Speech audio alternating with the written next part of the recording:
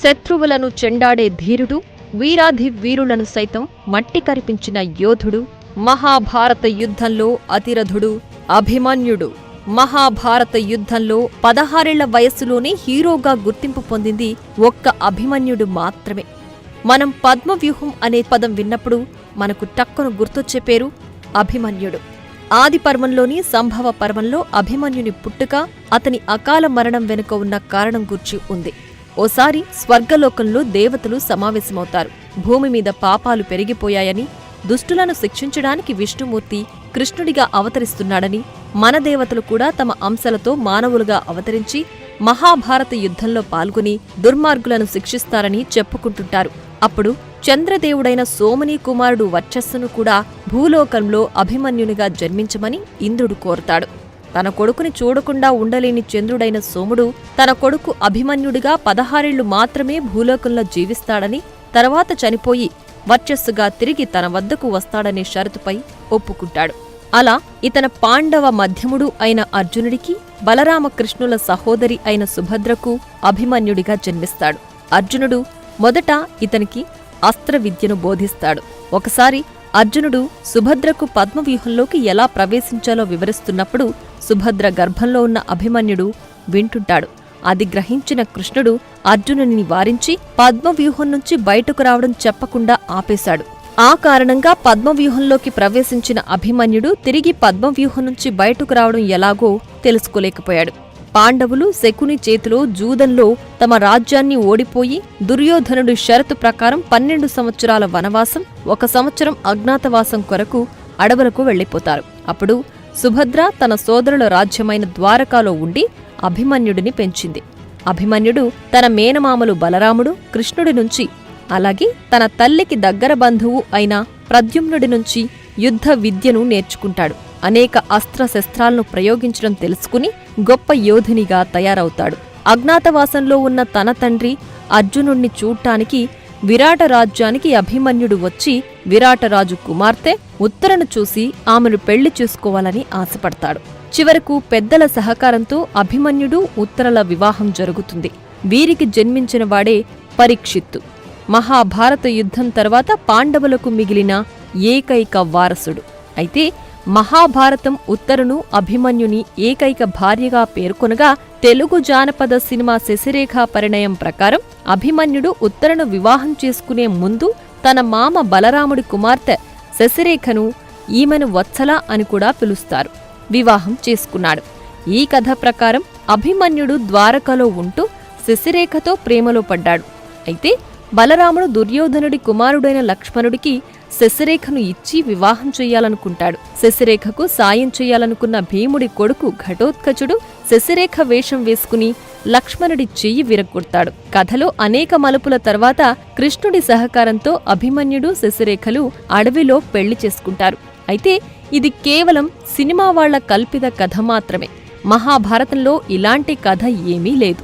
పాండవులు అజ్ఞాతవాసం ముగించుకుని తిరిగి వచ్చాక దుర్యోధనుడు వారి రాజ్యాన్ని వారికి తిరిగివ్వడానికి నిరాకరిస్తాడు. చివరికి ఇది కురుక్షేత్ర యుద్ధానికి దారితీస్తుంది. మహాభారత యుద్ధంలో భీష్ముడు మొదట కౌరవ దళ సేనాధిపతిగా నియమించబడతాడు. 16 వయస్సులోనే అభిమన్యుడు కురుక్షేత్ర యుద్ధంలో పాల్గొంటాడు. మొదట కోసలరాజు బృహద్బలతో జరిగిన యుద్ధంలో అభిమన్యుడు అతనితో తలపడి ఓడిస్తాడు. ఆ తరువాత భీష్ముడితో అభిమన్యుడు హోరాహోరీగా యుద్ధం చేస్తాడు.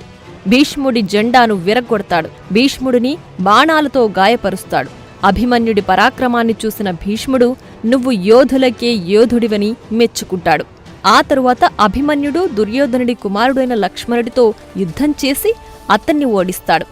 అలాగే మగధరాజు జయత్సేనుని ఏనుగుని చంపుతాడు.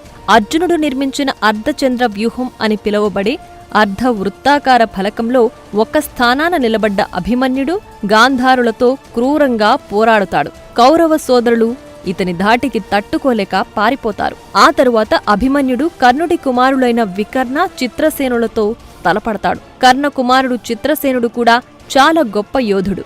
అభిమన్యుడు, చిత్రసేనుడు ఇద్దరూ మహారథులు. వీరిద్దరి మధ్య యుద్ధం భయంకరంగా జరిగింది. చివరికి అభిమన్యుడి బాణాల దాటిని తట్టుకోలేక చిత్రసేనుడు పారిపోతాడు. ఆ తరువాత అభిమన్యుడు పాండవుల సేనాధిపతి అయిన దృష్టద్యుమ్నుడు నిర్మించిన శృంగాటక వ్యూహంలో ఒక స్థానాన్ని పొంది అంబష్ట, అలంబుషలను కూడా ఓడించాడు. ఆ తరువాత సుధిష్ట, దుర్యోధన, బృహత్పలలతో యుద్ధం చేసి అందరినీ దారుణంగా గాయపరుస్తాడు. ఇతని అస్త్రశస్త్రాలకు తట్టుకోలేక కౌరవసేనలు హాహాకారాలు చేస్తూ కదన రంగంలో చాలా దారుణంగా చనిపోతారు. 11వ రోజున భీష్ముడు అర్జునుడి బాణాల దాటిని తట్టుకోలేక అంపశయ్యపై పడిపోతాడు. ఆ తరువాత గతంలో పాండవులకు, కౌరవులకు గురువుగా ఉన్న ద్రోణాచార్యుడు కౌరవ పక్షానికి సేనాధిపతి అయ్యాడు. నీకు ఏమి కావాలో కోరుకో అని దుర్యోధనుని అడిగితే ధర్మరాజుని బంధించి ఇవ్వమంటాడు. అప్పుడు ద్రోణాచార్యుడు పద్మవ్యూహాన్ని పన్నుతాడు.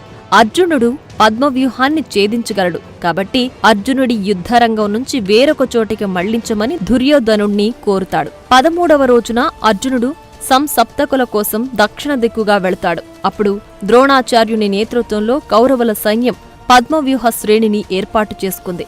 ద్రోణుడు, కర్ణుడు, శల్యుడు, కృపాచార్యుడు, అశ్వత్థామ, దుర్యోధనుడు, జయద్రథుడు, దుశ్శాసనుడు, భూరిశ్రవుడు వంటి మహారథులు లక్షలాది మంది సైనికులచే కాపలాగా ఉన్న పద్మవ్యూహాన్ని ఏర్పరిచారు. పాండవ దళాలు యుద్ధంలో ముందుకి సాగాయి. కాని పద్మవ్యూహం గురించి తెలియక పాండవ యోధులందరూ వెనక్కి తగ్గారు. అప్పుడు ధర్మరాజు అభిమన్యుడికి ఆ పనిని అప్పగించాడు. అయితే తనకు పద్మవ్యూహంలోకి ప్రవేశించడం తెలుసు కాని బయటకు ఎలా రావాలో తెలియదని చెప్తాడు. అప్పుడు ధర్మరాజు, ముందు నీవు వెళ్ళు, నిన్ను అనుసరించి మేము వస్తాం, నీకేదైనా జరిగితే మేము కాపాడుతాం అని అంటాడు. అప్పుడు అభిమన్యుడు తన రథసారథి సుమిత్రతో రథాన్ని పద్మవ్యూహంలోకి నడపమని ఆజ్ఞాపించగా పాండవులు అతన్ని అనుసరిస్తారు. అప్పుడు కౌరవ సైనికులు అభిమన్యునిపై దాడి చేయగా వారిని ఎదుర్కొంటూ వారిపై రకరకాల అస్త్రాలను సంధిస్తూ ముందుకు సాగుతాడు. అప్పుడు సింధు పాలకుడు జయద్రథుడు పాండవుల సైన్యాన్ని అడ్డుకుంటాడు. ఒకసారి పాండవుల చేతిలో అవమానకరమైన ఓటమిని చవిచూసిన జయద్రథుడు తరువాత శివుడిని ప్రార్థించి ఒక వరం కోరుతాడు. శివుని వర ప్రభావంతో ధర్మరాజు, భీముడు, నకుల, సహదేవులతో పాటు పాండవుల పక్షాన ఉన్న యోధులందరినీ జయద్రథుడు పద్మవ్యూహం బయట ఎదుర్కొని వారు లోపలికి ప్రవేశించకుండా చేస్తాడు.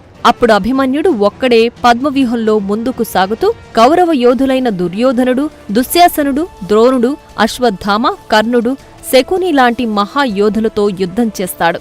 వీరందరి మధ్య యుద్ధం భయంకరంగా జరుగుతుంది. అభిమన్యుని ధనుర్విద్య నైపుణ్యాలను చూసి కర్ణుడు, అశ్వత్థామ, ద్రోణుడు లాంటి యోధులు సైతం ఆశ్చర్యపోతారు. అభిమన్యుడు అస్మాక రాజకుమారుడు, శల్య సోదరులు రుక్మరథుడు, లక్ష్మణుడు, బృందాక, జయత్సేనుడి కుమారుడు బృహద్బల, అశ్వకేతువు, భోజ యువరాజు మార్తికావత, భూరిశ్రవుడు సహా అనేక మంది శత్రు యోధులను వధించాడు. అప్పుడు దుర్యోధనుడు తన కుమారుడు లక్ష్మణుడి మరణంతో కోపోద్రిక్తుడై అభిమన్యుని హత్య చేయడానికి పద్మవ్యూహాన్ని మార్చమని ద్రోణుణ్ణి కోరతాడు. అప్పుడు శకుని యుద్ధ నియమాలను ఉల్లంఘించి అతనిపై ఏకకాలంలో దాడి చేద్దామని చెప్పగా ద్రోణుడు, కర్ణుడు, కృపాచార్యుడు, కృతవర్మ, అశ్వత్థామ, శకుని అనే 6 మహారథులు అభిమన్యునిపై దాడి చేస్తారు. అభిమన్యుడి చేతిలో ధనస్సు ఉన్నంత వరకు అతన్ని చంపలేమని భావించిన దుర్యోధనుడు కర్ణుణ్ణి అతని ధనస్సు విరగ్గొట్టమని చెబుతాడు. అప్పుడు కర్ణుడు దొంగచాటుగా అభిమన్యుడి చేతి ధనస్సును ఒక బాణంతో విరగ్గొడతాడు. వెంటనే కృపాచార్య, కృతవర్మలు అభిమన్యుడి రథసారథిని చంపుతారు. వారు అతని రథాన్ని పడగొడతారు. అతని రథంలోని గుర్రాలను సైతం చంపుతారు. అప్పుడు అభిమన్యుడు ఒక కత్తిని, డాలుని తీసుకుని వీరితో పోరాడతాడు. కాని అతని ఆయుధాలను అశ్వత్థామ మరియు ద్రోణుడు కత్తిని, డాలుని విరక్కొడతారు. వెంటనే మిగిలిన వారు అనేక బాణాలు వేసి అతన్ని గాయపరుస్తారు. ఆ సమయంలో అభిమన్యుడు అలసిపోయినప్పటికీ, నిస్సహాయంగా ఉన్నప్పటికీ తన రథచక్రాన్ని ఆయుధంగా ఉపయోగించి చాలామంది గాంధార సైనికులను హతమారుస్తాడు. దేవతలు సైతం ఆకాశంలో నిల్చుని అభిమన్యుడి పోరాటాన్ని వీక్షించారు. అంత గొప్పగా యుద్ధం చేశాడు అభిమన్యుడు.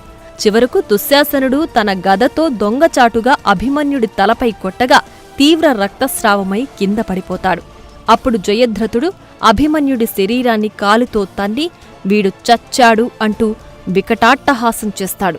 మొత్తానికి అలా ఒక గొప్ప యోధుడు మహాభారత యుద్ధంలో చనిపోయి చరిత్రలో సువర్ణ అక్షరాలతో లిఖించబడ్డాడు. అయితే కొంతమంది వాదన ప్రకారం అభిమన్యుడు పుట్టేటప్పుడు పేగు మెడలో వేసుకుని పుడతాడని, మేనమామ శ్రీకృష్ణుడి గండంలో జన్మించాడని, అభిమన్యుడు బ్రతికుంటే కృష్ణుడు చనిపోతాడని, కాబట్టే అభిమన్యుడు పద్మవ్యూహంలోకి ప్రవేశించాడని సర్వామయుడైన ఆ శ్రీకృష్ణుడికి తెలిసినా అర్జునుడికి చెప్పకుండా దాచాడని అంటారు. ఏది ఏమైనప్పటికీ ఇది యోధులకి యోధుడైన అభిమన్యుడి చరిత్ర. For more videos like this, subscribe Big TV channel.